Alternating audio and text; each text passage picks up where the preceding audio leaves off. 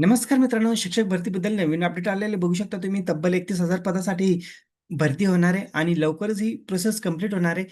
तर document verification वेळेस कोणते डॉक्युमेंट लागणार आहे त्याबद्दल आजच्या व्हिडिओमध्ये आपण सविस्तर डिटेल्स बघणार आहे. तर व्हिडिओ स्किप न करता शेवटपर्यंत बघा.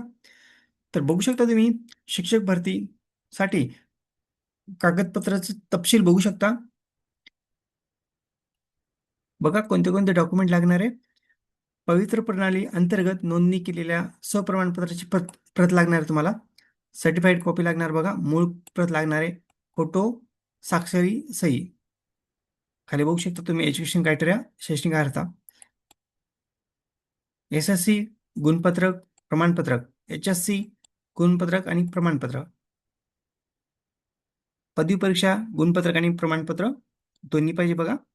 पदव्युत्तर परीक्षा गुणपत्रक, पदव्युत्तर परीक्षा प्रमाणपत्र, व्यावसायिक अर्हता बघू शकता.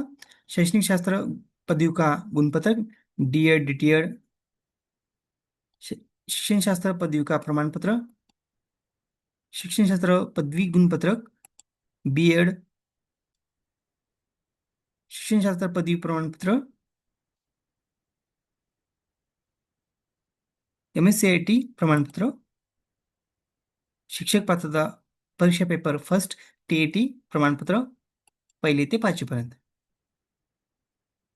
केंद्रीय परीक्षा पात्रता परीक्षा पेपर फर्स्ट CTT प्रमाणपत्र 1ली ते 5वी. केंद्रीय परीक्षा पात्रता परीक्षा TAT 2 भाषा कोणत्याही विषय उत्तीर्ण, गणित, मॅथ, विज्ञान पेपर उत्तीर्ण आवश्यक. केंद्रीय परीक्षा पात्रता परीक्षा CTT 2 भाषा कोणत्याही विषय उत्तीर्ण, गणित, मॅथ, विज्ञान पेपर घेऊन आवश्यक. अभियोग्यता बुद्धिमत्ता चाचणी परीक्षा गुणपत्रक, टेट, TAIT टेट गुणपत्रक आणि यादी. खाली बघू शकता तुम्ही इतर आवश्यक कागदपत्र. जातीचे प्रमाणपत्र, जातवैधता प्रमाणपत्र, ST अनिवार्य, ST कॅटेगरीसाठी अनिवार्य आहे. नॉन क्रिमिनल प्रमाणपत्र, ST आणि SC कॅटेगरी वगळून. लहान कुटुंबाचं प्रमाणपत्र, शाळा सोडल्याचा दाखला, जन्म प्रमाणपत्र, महाराष्ट्र रहिवासी असलेला आदिवासी दाखला, Aadhaar card, passport, PAN card, driving licence त्यापैकी एक कोणतेही चालेल. अपंग तत्वाचा दाखला, माजी सैनिक, खेळाडू प्रमाणपत्र आणि प्रकल्पग्रस्त, भूकंपग्रस्त अनाथ प्रमाणपत्र,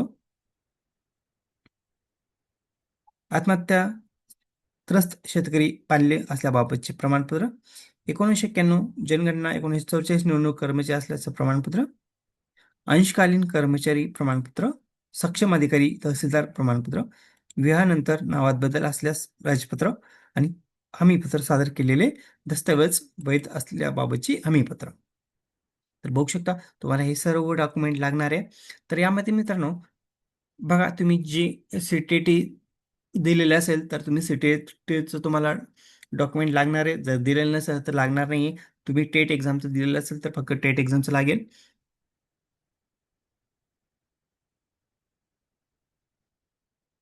तुम्ही जे एक्झाम क्रॅक केलेले आहे किंवा पास झालेला आहात, CTET असेल, TAT असेल, टेट असेल, जे पण तुम्ही एक्झाम पास असाल ते डॉक्युमेंट तुम्हाला सोबत लागणार आहे. जर तुम्ही CTET एक्झाम दिलेलीच नसेल तर तुम्हाला ते डॉक्युमेंट लागणार नाही. तर ही यादी आहे मित्रांनो. डॉक्युमेंट कोणते लागतील तुम्हाला डॉक्युमेंट व्हेरिफिकेशन वेळेस शिक्षक भरतीसाठी हे आवश्यक आहे. तर हे तुम्ही एकदा चेक करून घ्या सर्व डॉक्युमेंट कोणते लागणार आपल्याला. आणि जर तुमच्याकडे डॉक्युमेंट नसेल तर हे सर्व डॉक्युमेंट काढून घ्या. कारण की ज्यावेळेस तुमचं डॉक्युमेंट व्हेरिफिकेशन होईल त्यावेळेस हे सर्व डॉक्युमेंट तुमच्याकडे असणं आवश्यक आहे.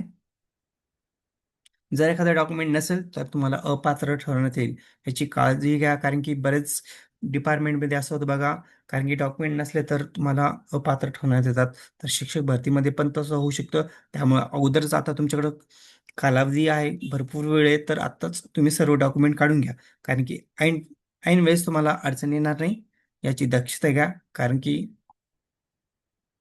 लवकरच तुमची शिक्षक भरतीची डॉक्युमेंट व्हेरिफिकेशन लवकरच होऊ शकते, लवकरच लिस्ट लागू शकते. तर लवकरच डॉक्युमेंट काढून घ्या. अशाच नवीन अपडेटसाठी आपल्या चॅनलला सबस्क्राईब, लाईक, शेअर करायला विसरू नका. धन्यवाद. जय हिंद, जय महाराष्ट्र.